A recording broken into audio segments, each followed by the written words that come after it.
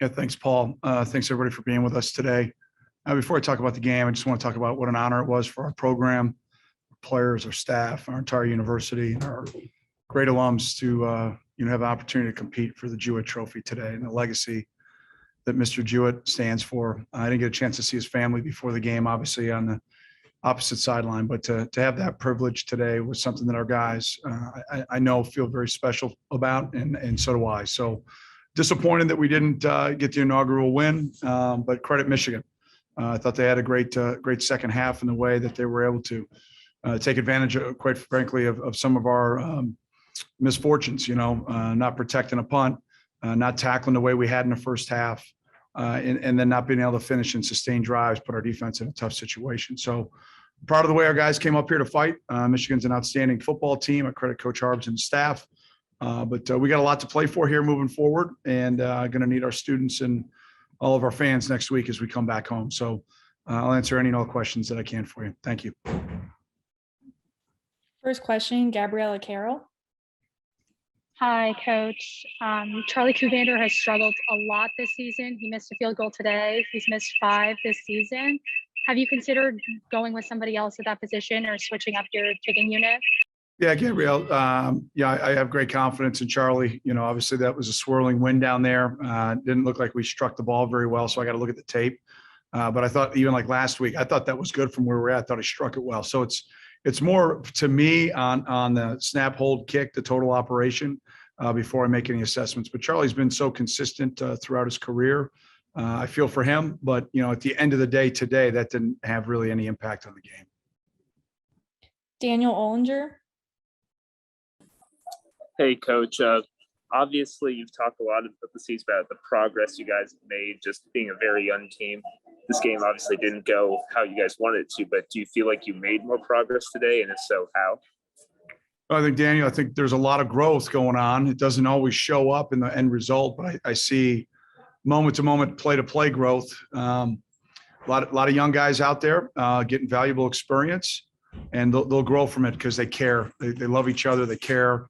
And really disappointed in the way that we performed in the second half. Thought we made good adjustments. They just made better ones. I thought we, played pretty solid in the first half to give ourselves a chance. And then we just kind of reverted back to bad habits that we've got to get out of our guys, our tackling technique, our communication and protection, where we're at and how we're executing at the top of routes, pitching and catching, and then finishing sustaining blocks. And then, we get, we've over 300 reps that we've been able to protect our field goals and our punts. And then, to see what happened today, it starts with us as coaches. We can't allow that to happen and expect to win a lot of games. Patrick Andres. Hey, Coach. So can you kind of talk about the challenges posed by when Michigan is running back duo like Blake Corum and Hassan Haskins? What kind of challenges did that pose to your defense when they got 2 guys who can run the ball like they can? Yeah, well, they're best rushing offense in the country, Patrick, for a reason. They got a great offensive line, really good tight ends, and then they got a 2-headed monster at running back that is good or better than anybody in the country. So great talent, great scheme, and they executed pretty darn well today. And we also helped them a lot in the second half with our tackling technique and not fitting gaps properly. So we're just going to keep coaching the heck out of these guys. I love them dearly, and we'll do everything I can to get our seniors into the postseason. Drew Schott. Hey, Coach, you talked about how this game was representative of growth. That period late in the second quarter when Evan rushes for 75 yards and then Coco forces the fumble at the 2-yard line, recovered by Chris. Kind of, even though the game didn't go in your favor, what do you think moments like that you can take forth and apply to the rest of the season? You just play each play, buddy, for everything you got in you. And, again, I knew our guys would not be intimidated by a ranking or a name or a stadium. It's, our veteran guys did a really good job all week of talking to our young guys about understanding and learning from our previous road games. We just got to win games. That's the bottom line. We get paid to win, and we got to win in individual plays. We got to win in series. We didn't do that consistently enough here today. But credit Michigan. AJ Anderson. Hi, Coach. You put a lot of confidence in Ryan Helinski today, putting the ball in his hands, throwing the ball. Can you talk about potentially the balance between the passing and the running game and how that may have played out in this game? Yeah, really good front seven. Tough sledding. Try to get some angles there on them. We try to do some different things, and they're we lost some one-on-ones there, especially down the stretch in the second half.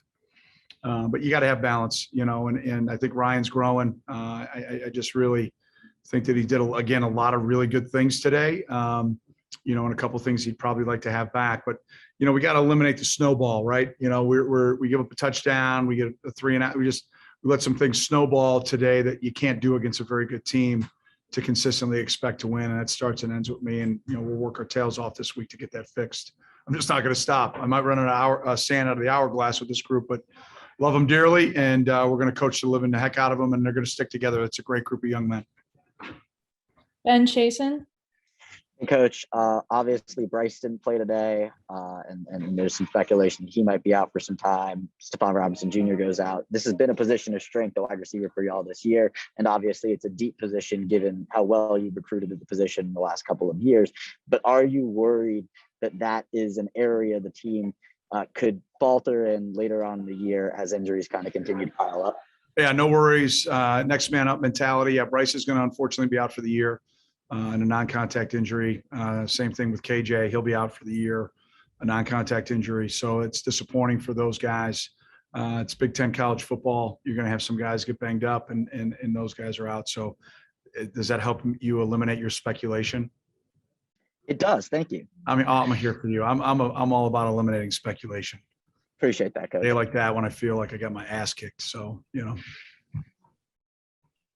Andrew Kahn. Coach, you talked about, how Michigan popped off the tape in preparing for them, actually seeing them on the field. I guess, how did it compare? Where were they? In what areas were they, really good? They were exactly what we thought they'd be. Real physical up front on both sides of the ball. Two backs that are as good as anywhere in the country. I don't think the Q gets enough credit. I think he's really poised. I think he does a really good job with taking what the defense gives him. I think the receivers can take the top off. Their tight ends are long and can run. Their back end can fly around. I mean, I love the way their back end plays. They play in unison. And they got really talented guys in the kick game. So, they were as advertised. Thank you. Last question, Abby Snyder. Coach, having now seen both Michigan and Michigan State, care to comment on what that matchup might look like next week? I wish them both well. I look forward to playing Minnesota. Thanks, Abby, for the question, though. Probably a good one for Coach Harbaugh and Coach Tucker. But, I want to say congratulations. We got the Illinois high school pairings show tonight. And, it's unbelievable to play playoff high school football and obviously a product of the state of Illinois.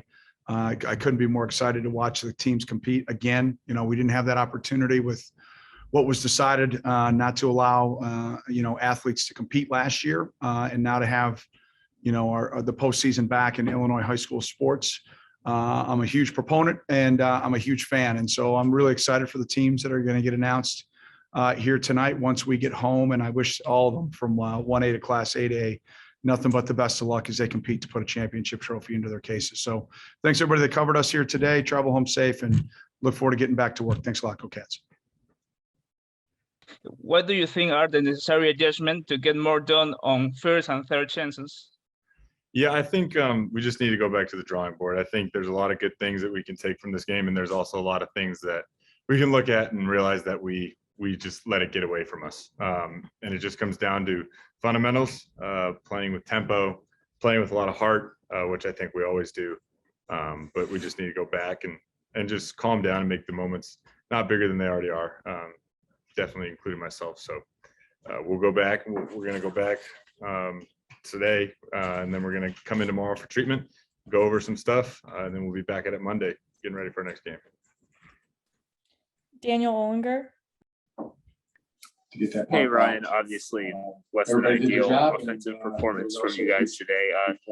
Generally, did you think you still offensively did the same? what I you've mean, I been thought we doing really the past played few weeks, but just played Michigan's extremely well. defense was that talented? They were closing and, stuff faster, or did you think you guys obviously really that's pushed the stuff out things, there in terms of your Meat execution? on the bone. Daniel, sorry, I can't hear you. There's like somebody talking over you or something like that. Sorry. Yeah, we have a problem in the press box at the moment. Oh, I got you. Okay, sorry. Just one more time if you could. Okay, I'll try and speak up. Yeah, I know. That was a good question, so I apologize for making you say it again.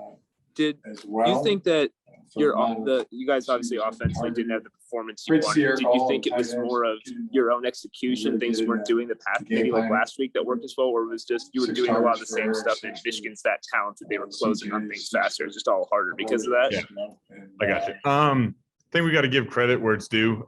They were a great team. They ran a great scheme. The guys play really well. There's definitely some plays that I want back. Of course, it's some of those things that you need to, look back and then just forget about. But those are going to be hard ones to forget about. But I think it's just we got to get into a groove and we got to keep going in that groove. We can't, have ups and downs like we do. We just need to stay level and keep going as an offense regardless of what happens. And I think that's the best way to do it is just going out there, playing our way of football. Plan was how it was all week. We didn't change anything day before or anything. We got this all on Monday and we felt good about it. Just didn't execute the way we wanted it to, but the guys played their hearts out. I'm super proud of them. But yeah. Drew Shot. Hey, Ryan, what did you see from the wide receiving core today? Obviously, the game didn't go in your favor, but with Stephon limited, what did you see from your receivers? And obviously with Malik leading, kind of where do you think this group can go, especially as you've now been kind of in the starting role for the last 3 to 4 weeks? Yeah, I'm proud of the guys, of course. With Stephon out, we have to have guys step up everywhere around the field. And we definitely did. We had Malik, Jay Gill, Wayne Dennis, G Hoop, a bunch of guys get in there and make plays. Our tight ends got in there too, and they made plays for us as well. So I don't think anything of it rather than just next guy up mentality. I think everybody's is equally ready to take on the job as the wide receiver core, and they're young. Some of them are, and they're ready to go whenever their number's called, and they stepped up today. We just need to continue getting them reps. Last question for Andrew Kahn. Hey, Ryan, as far as, Michigan's defense preparing for them this week and then actually, facing them, in what ways did they surprise you or confirm, what you thought about them? Yeah, they were exactly like Coach Fitz said. They were exactly who they were. We had checked for it. Some of them we didn't execute. Some of them we did execute. And that's just the way a football game goes. Sometimes they work in your favor. Sometimes they don't. And guys make good plays, and they made a lot of good plays, and we just made less of them. But our defense gave us a chance to win the game. And we just got to execute.